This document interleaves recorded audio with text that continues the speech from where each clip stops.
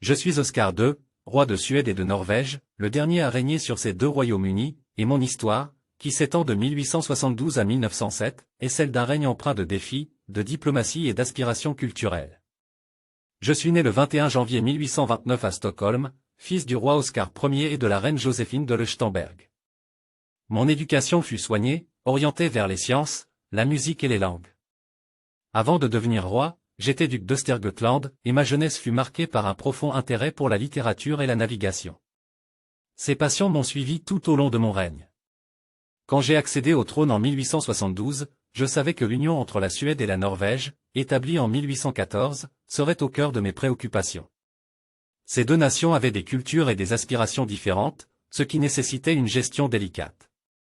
Mon rôle n'était pas simplement de gouverner, mais d'agir comme un pont entre deux peuples. J'ai œuvré pour maintenir l'unité en soutenant le dialogue et en respectant les aspirations nationales de chacun. Durant mon règne, j'ai été témoin et acteur d'une époque de transformation. La révolution industrielle a changé la face de mes royaumes.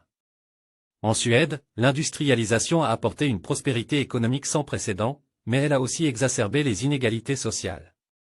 J'ai encouragé le développement de l'éducation et la modernisation de nos infrastructures pour répondre aux besoins de cette nouvelle ère. Sur le plan international, j'ai toujours cherché à maintenir la neutralité de mes royaumes, tout en développant des relations diplomatiques solides avec les grandes puissances européennes. Mon rôle de médiateur a été crucial dans plusieurs crises, et je suis fier d'avoir contribué à préserver la paix dans une Europe souvent instable. Mais ma passion allait bien au-delà de la politique. J'ai toujours été un mécène des arts et des sciences.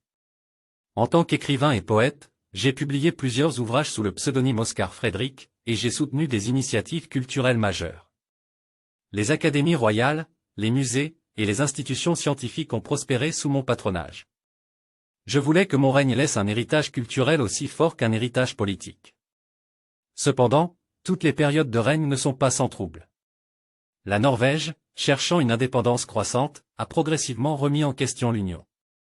En 1905, après de nombreuses négociations infructueuses, l'Union fut dissoute pacifiquement. Ce fut un moment difficile pour moi, mais je me suis résigné à signer l'acte de dissolution, respectant ainsi le droit du peuple norvégien à choisir son destin. Je suis fier que cette séparation se soit faite sans effusion de sang, preuve que le dialogue et la diplomatie peuvent triompher. En tant qu'homme, j'ai aussi connu les épreuves personnelles.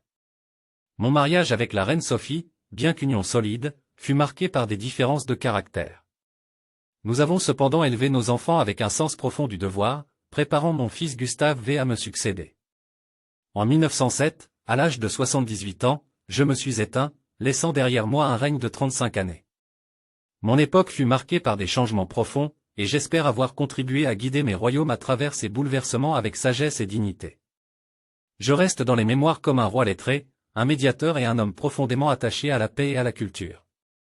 Mon histoire est celle d'un homme qui a cherché à servir son peuple, en équilibrant tradition et modernité dans un monde en constante évolution.